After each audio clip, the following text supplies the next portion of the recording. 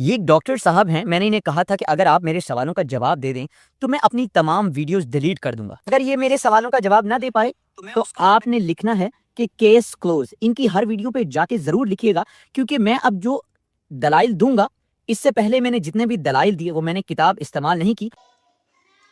جون صاحب، میں آج آپ کے ان تمام سوالات کا تفصیلی جواب دوں گا، اور آخر میں بھی آپ سے کچھ سوالات ضرور پوچھوں گا۔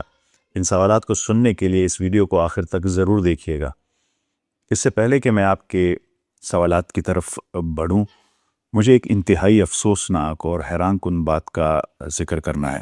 صرف ایک ڈاکٹر میرے سوالوں کا جواب دے رہا تھا جب میں نے اسے ہسٹری اور کمپیریٹیو اسٹڈی کا اپنا ایک چھوٹا سا مطالعہ بتایا تو آپ کا ڈاکٹر سفیان مجھے بلاک کر گیا۔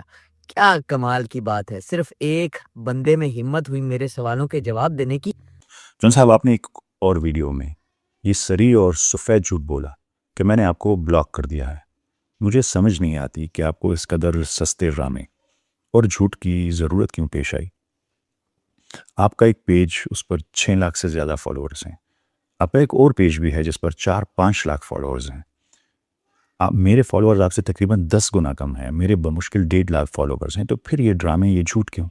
میں جانتا ہوں کہ آج کل لوگ علم اور سنجیدہ تحقیق سے بھاگتے ہیں اور انہیں سنسنی، ڈرامہ اور جھوٹ پسند ہے۔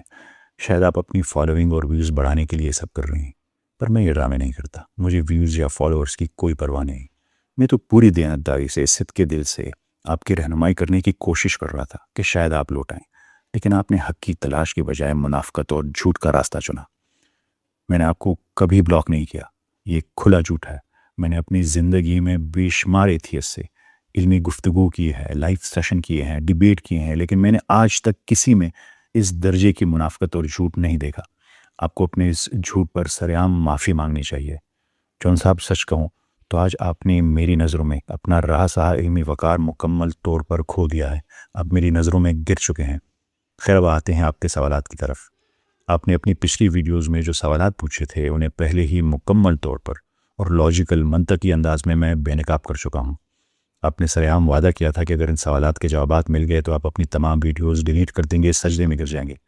جوابات تو مل گئے، لیکن آپ اپنا وعدہ پورا کرنے میں مکمل طور پر ناکام رہے۔ منافقت کی آپ نے، سچائی کو قبول کرنے کی بجائے آپ نے پینترا بدلا اور سوالات کا ایک بالکل نیا پلندہ لیا ہے۔ میں آج آپ کے نئے سوالات میں سے ہر ایک کا جواب بھی دینے جا رہا ہوں، لیکن میں آپ سے سیدھا سوال کرتا ہوں کہ آپ اس بار واقعی اپنے الفاظ کی پاسداری کریں گے، تھوڑی سی ڈیسنسی دکھائیں گے، تھوڑی سی انٹلیکچوئل آنیسٹی دکھائیں گے، یا ایک بار پھر میدان چھوڑ کر بھاگ جائیں گے؟ انفرا سونک اور انفرا ریڈ اور اس طرح کی لینگویج یوز کر کے آپ جو لوگ ان پڑھ، جاہل اور گوار ہیں، یعنی کہ ہمارے پاکستان میں 60% لوگ ایسے ہیں جو الٹریٹ ہیں، جو کہ اپنا نام تک نہیں لکھنا پڑھنا جانتے، آپ ایسے مشکل ٹرمینالوجیز یوز کر کے آپ انہیں بہکا سکتے ہیں، مگر مجھے نہیں۔ آپ مجھ پر الزام لگاتے ہیں کہ میں physics, infrared, quantum physics, quantum mechanics, astrophysics, cosmology کی بات کر کے لوگوں کو کنفیوز کر رہا ہوں، اور یہ دعویٰ کرتے ہیں کہ عوام ان چیزوں کو نہیں سمجھتی اور یہ باتیں ان کی سمجھ میں نہیں آتی۔ یہ سائنس سے بھاگنے کی ایک مایوس کن کوشش ہے آپ کی، کیونکہ یہ آپ کے جو ایتھیسٹک پوائنٹ آف ویو ہے اسے جڑ سے اکاڑ کر پھینک دیتی ہے۔ یہ کائنات بذات خود اللہ کی ایک عظیم کتاب ہے۔ اس کی فزکس، اس کی بایولوجی، اس کی کیمسٹری، اس کا بے عیب توازن اور اس کے کائناتی قوانین اللہ کی سب سے بڑی نشانیاں ہیں جو انسانیت کو سیدھا اس کی طرف رہنمائی کرتی ہیں۔ سائنس کوئی دھوکہ یا چال نہیں ہے، یہ تو ایک طریقہ ہے، میتھڈ آف اسٹڈی ہے، جسے ہم اللہ کی بنائی ہوئی تنگ کر دینے والی خوبصورت اور مکمل طور پر متوازن کائنات کو سمجھنے کے لیے استعمال کرتے ہیں۔ کاش آپ نے پڑھی ہوتی۔ وہ ملحدین جنہیں کائنات کا گہرائی سے مطالعہ نہیں کیا، وہ اپنی کم فہمی کا ملبہ عوام پر ڈال کر اس سے بچ نکلنے کی کوشش کرتے ہیں۔ اگر آپ کے پاس واقعی اس کائنات کی ساخت کو سمجھنے کا گہرا علم ہوتا، اور اگر آپ کا دل مکمل طور پر تعصب سے پاک ہوتا، تو آپ ایمان کا مذاق اڑانے والی ویڈیوز نہ بنا رہے ہوتے، بلکہ آپ خالق کی اس بے پناہ عظمت کے سامنے اسی وقت سجدے میں گر جاتے۔ آپ کائنات کے اس ناقابل تردید ذہانت اور ڈیزائن سے محض اس لیے فرار اختیار نہیں کر سکتے کہ اس کی اصطلاحات، اس کی ٹرمینالوجیز آپ کی کم علمی کو بے نقاب کرتی ہے۔ یہ آپ کا قصور ہے۔ آپ کو سیکھنا چاہیے تھا، آپ کو سمجھنا چاہیے تھا، اللہ کی اس کتاب کو پڑھنا چاہیے تھا اعتراض کرنے سے پہلے۔ کتاب کا نام ہے آپ کے سامنے میں کتاب کا نام لکھ دیتا ہوں اور اس کے علاوہ جو ہے وہ میں آپ کو بتا دیتا ہوں کہ کہاں سے جی سنن ابن ماجہ کتاب کا نام ہے سنن ابن ماجہ یہ سامنے یہ حدیث کی کتاب ہے شاید ڈاکٹر صاحب اسے نہ پڑھ پائیں کیونکہ یہاں پہ اعراب نہیں لگے تو چلیں بات کرتا ہوں حدیث نمبر 1944 حدیث ہے جس میں ہماری امہات المومنین امی عائشہ فرماتی ہیں رجم کی آیتیں اور بڑی عمر کے آدمی کو 10 بار دودھ پلانے کی آیت اتری تھی اور یہ دونوں آیتیں ایک کاغذ پر لکھی ہوئی تھی اور وہ کاغذ میرے تخت کے نیچے تھا ٹھیک ہے جی اس کے بعد نبی کریم صلی اللہ علیہ وسلم کی وفات میں ہم لوگ مشغول تھے اور ایک بکری آئی وہ کاغذ وہ پتا یا وہ چمڑے کا ٹکڑا کھا گئی اب ڈاکٹر صاحب مجھے یہ ضرور جواب دیجیے یہاں ہنسنے کی بات ہے کہ آپ کے اللہ نے تو قرآن پاک میں وعدہ کیا ہے سورہ بقرہ میں آپ نے شاید یہ نہیں پڑھی سوری آپ کو سورہ الحجر آیت نمبر 9 میں اللہ نے وعدہ کیا ہے بے شک یہ کتاب نصیحت ہم نے اتاری اور اب آتے ہیں آپ کے مخصوص دعووں کی طرف اور شروعات کرتے ہیں سنن ابن ماجہ کی اس حدیث سے جس میں حضرت عائشہ رضی اللہ تعالیٰ عنہ کے بستر کے نیچے ایک بکری کے صحیفے کھا جانے کا ذکر ہے۔ آپ کا دعویٰ ہے کہ اس سے یہ ثابت ہوتا ہے کہ اللہ تعالیٰ قرآن کی حفاظت کرنے میں ناکام رہے، معاذ اللہ۔ اول تو خالص علمی اور اکیڈمک لحاظ سے علم حدیث کے جید علماء نے سند میں خامیوں کی وجہ سے اس مخصوص روایت کو ضعیف قرار دیا ہے۔ اس کی سند میں محمد بن اسحاق شامل ہے جو مدلس ہیں، یعنی روایت میں واسطے چھوڑ دینے والے ہیں، اور انہوں نے اس مخصوص روایت کو انا یعنی یہ واضح کرنے کی بجائے کہ انہوں نے براہ راست سنا، محض ان یا سے کہہ دیا کہ اس سے سنا اس سے سنا بیان کیا، لہٰذا یہ کوئی بھی قابل اعتماد متن نہیں ہے۔ قرآن کریم کو کسی بستر کے نیچے چھپے ہوئے کاغذ کے ایک واحد کمزور ٹکڑے کے طور پر محفوظ نہیں کیا گیا جوان صاحب، بلکہ اسے تو تباتر سے ماس ٹرانسمیشن کے ذریعے ہزاروں لاکھوں حفاظ کے سینوں میں اور متعدد تحریری نسخوں کی صورت پر محفوظ کیا گیا ہے آج تک۔ سورہ حجر کی جو آیت ہے اس میں جو پیغام ہے حفاظت کا، اللہ کا وعدہ دراصل الہامی وحی کو تحریف سے بچانے کا وعدہ ہے۔ یہ اس چمڑے یا کاغذ کے ہر اس ٹکڑے کو فزیکل طور پر طبی یا مادی لحاظ سے لازوال بنانے کا کوئی وعدہ نہیں ہے، بلکہ قرآن کریم کی حفاظت ہے۔ اگر آپ آج قرآن کی کسی بھی نسخے کو جلا بھی دیں تو آپ نے قرآن کو تباہ نہیں کیا، آپ نے صرف ایک کاغذ کو جلایا ہے۔ اس کی حفاظت اللہ تعالیٰ کے ذمے ہے۔ یعنی بقرہ کی آیت نمبر 106 میں لکھا ہے ہم جس آیت کو چاہتے ہیں منسوخ کر دیتے ہیں اور اسے فراموش کر دیتے ہیں اور اس کے بدلے بہتر وہی یا آیت بھیج دیتے ہیں۔ کیا تم نہیں جانتے خدا ہر بات پر قادر ہے؟ اب مجھے بتائیں کہ جس قرآن کا ذمہ اللہ نے لے رکھا ہے وہ آیتیں منسوخ کیسے کرتا ہے اور پھر نئی آیتیں کیسے؟ اس کے بعد آپ نے سورہ بقرہ کی آیت نمبر 106 میں نسخ کے تصور کا ذکر کیا اور یہ دعویٰ کیا کہ اس کا مطلب ہے یہ کہ خدا سے غلطیاں ہوتی ہیں، نعوذ باللہ۔ ایک بار پھر غلط، جھوٹ، منافقت۔ نسخ دراصل الہامی قانون کا بتدریج اور مرحلہ باز نفاذ ہے، کسی غلطی کی اصلاح نہیں۔ 23 سال کے عرصے میں ایک نئی تہذیب کو بنیاد سے تعمیر کیا جا رہا تھا۔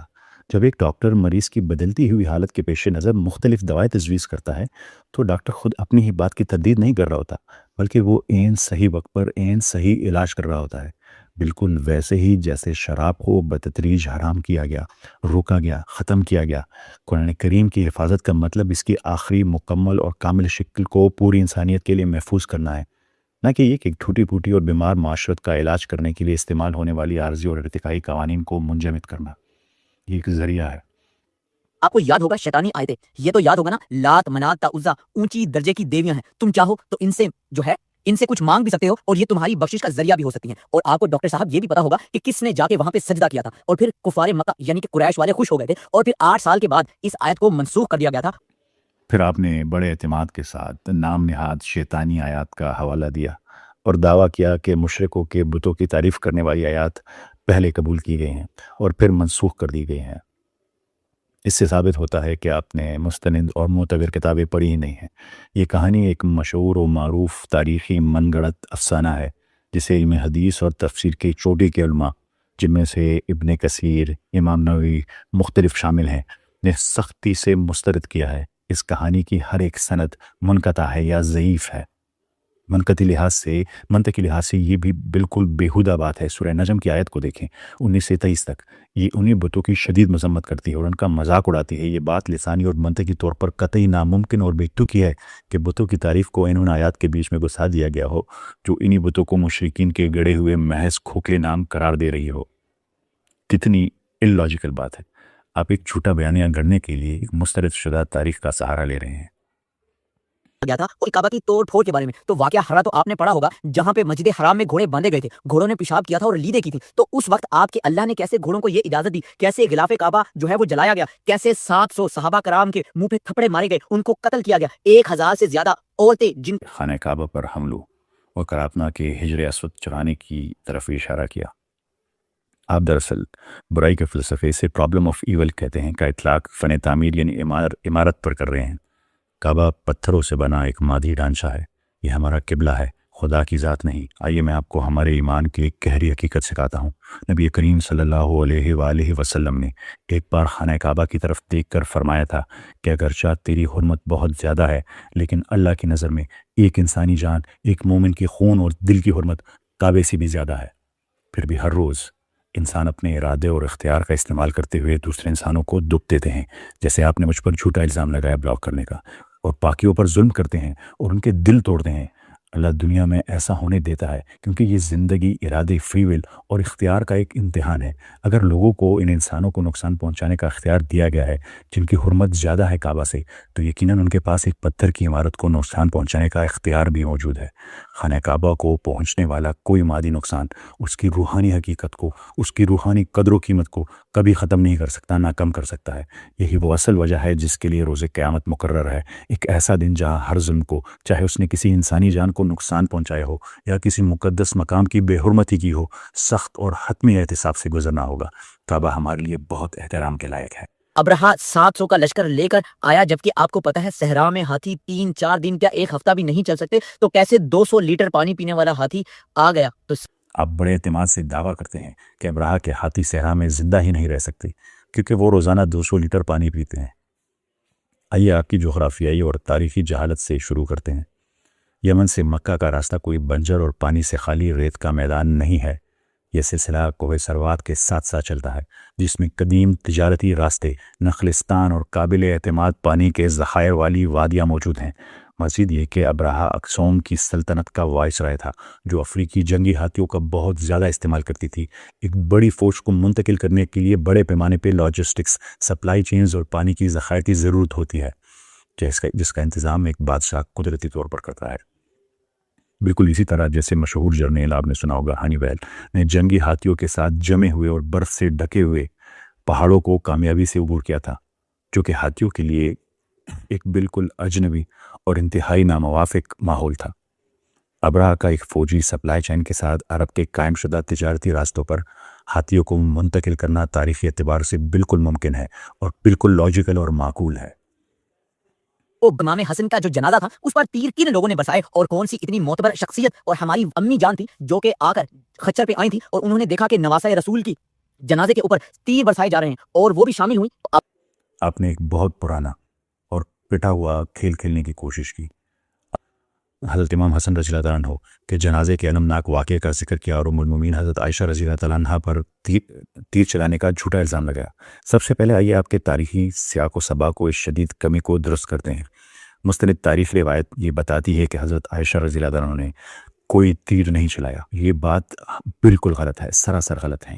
لیکن یہاں اصل مسئلہ آپ کی تاریخی تعریف نہیں ہے، اصل مسئلہ آپ کا ایجنڈا ہے۔ آپ جان بوجھ کر فرقہ وارانہ تقسیم کی آگ بھڑکانے کی کوشش کر رہے ہیں۔ آپ سوچتے ہیں کہ آپ شیعہ اور سنی کو آپس میں لڑا کر ہمیں تقسیم کر سکتے ہیں۔ آئیے میں آپ کی معلومات میں اضافہ کرتا ہوں، یہاں تک کہ ایران کے سپریم لیڈر آیت اللہ خامنائی صاحب نے بھی ایک عالمی سطح پر تسلیم شدہ فتویٰ جاری کیا ہے، جس میں حضرت عائشہ رضی اللہ تعالیٰ عنہ یا محترم صحابہ کرام کی توہین کو صریحاً حرام قرار دیا ہے۔ میں آپ کے لیے بات بالکل صاف اور واضح کر دوں، شیعہ ہمارے بھائی ہیں، سنی ہمارے بھائی ہیں، ہماری صرف ایک ہی بنیادی پہچان ہے۔ جی ہاں، کسی بھی عظیم اور 1400 سال پرانی تہذیب کی طرح ہمارے اندرونی اختلافات اور تاریخی تنازعات موجود ہو سکتے ہیں، لیکن جب آپ جیسے ایتھیسٹ ملحدین کی بات آتی ہے تو ہمارے عقیدے کا مذاق اڑاتے ہیں، تو ہم ایک ٹیم ہیں، ہم ایک مسلم امہ ہیں، ایک مسلمان چاہے وہ شیعہ ہو یا سنی، بالکل اسی ایک قرآن کی پیروی کرتے ہیں، اسی ایک اللہ پر ایمان رکھتے ہیں اور اسی ایک رسول صلی اللہ علیہ وآلہ وسلم سے محبت کرتے ہیں۔ جب تک آپ اللہ کی کتاب اور اللہ کے رسول پر ایمان نہیں لاتے، آپ ہمارے لیے غیر اور باہر والے ہیں۔ آپ کو ہمارے اندرونی اور گھریلو معلومات کا استحصال کرنے کی قطعی کوئی اجازت نہیں۔ ہم ایک متحد صف ہیں اور آپ جیسے لوگوں کی جانب سے امت کو تقسیم کرنے کی کوئی بھی کوشش ہمیں ناکام اور رائے گاہ نہیں جائے گی۔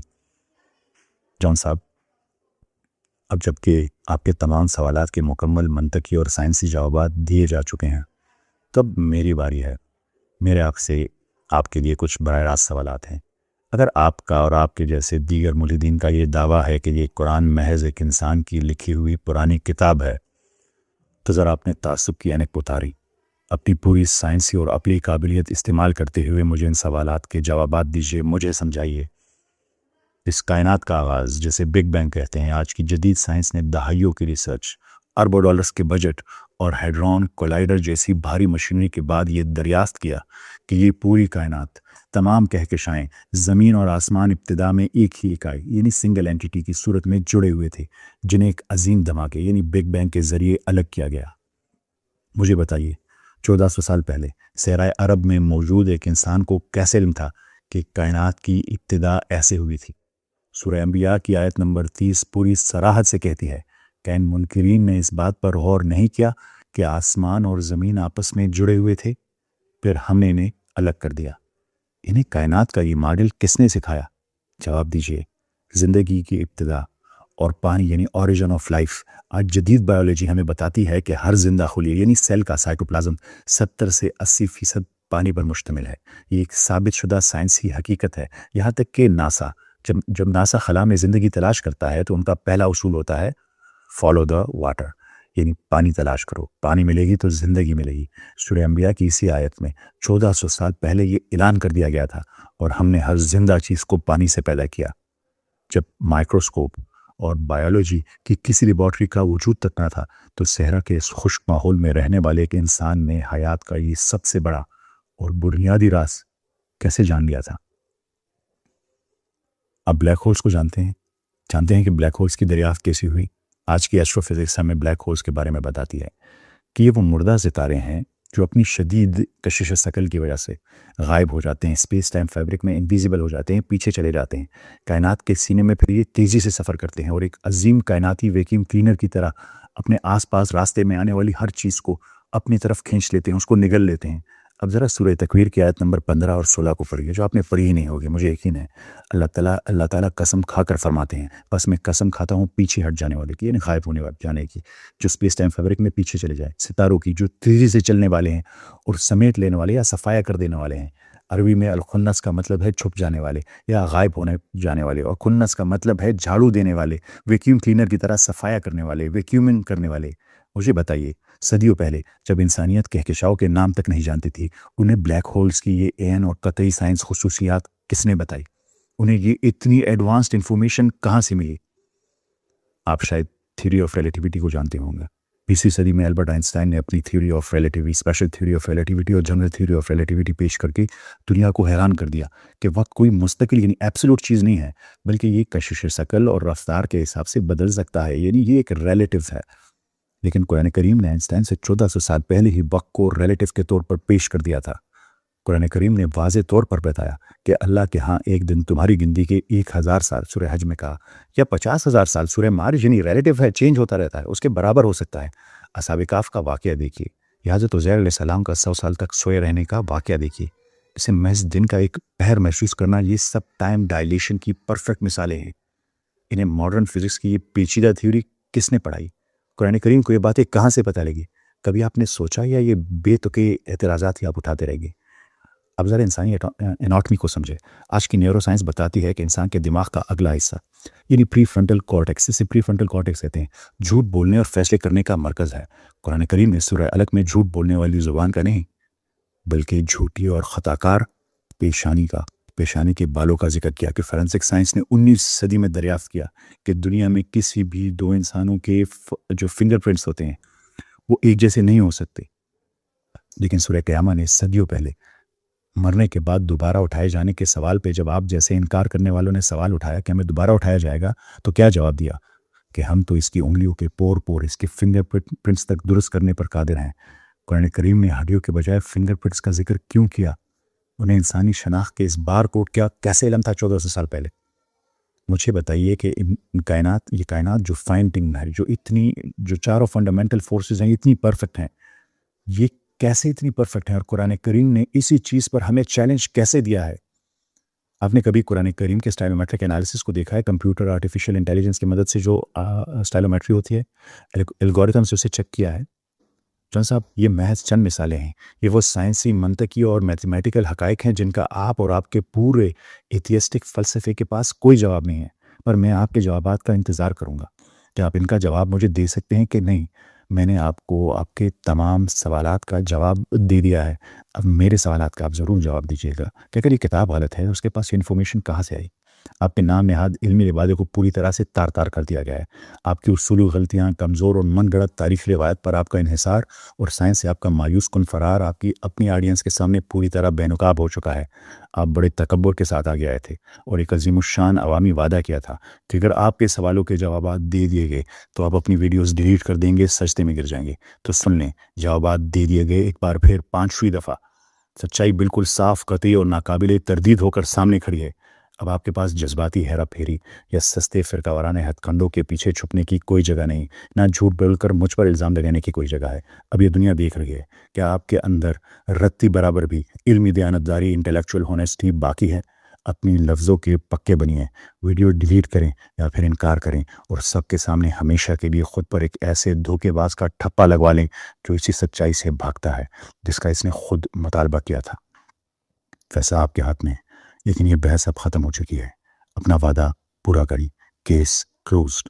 اور میرا تمام ان لوگوں کے لیے پیغام ہے، تمام مسلمانوں کے لیے، یہ آپ کے ذہن میں صرف وسوسہ ڈالنا چاہتا ہے۔ اپنے ایمان کو، اپنے علم کو، اپنے دل کو، اپنے یقین کو اتنا مضبوط کریں کہ اس جیسے ہزاروں بھی آ جائیں تو اس پر کوئی اثر نہ ڈال سکے۔ اس کا کام فرقہ پرستی ہے۔ شیعہ ہمارے بھائی ہیں، سنی ہمارے بھائی ہیں۔ ہر وہ شخص جو اللہ کو، اللہ کے رسول کو، اللہ کے آخری پیغمبر کو، اللہ کی کتاب کو مانتا ہو، اور اس کو کبھی بھی ان جیسے لوگوں کے کہنے پر آپس میں تضاد تنازعات مت بنائیے گا، اور ان جیسے لوگوں کے فتنے سے، شر سے اللہ ہم سب کو محفوظ رکھے۔ آمین۔ آپ سب کا بہت شکریہ۔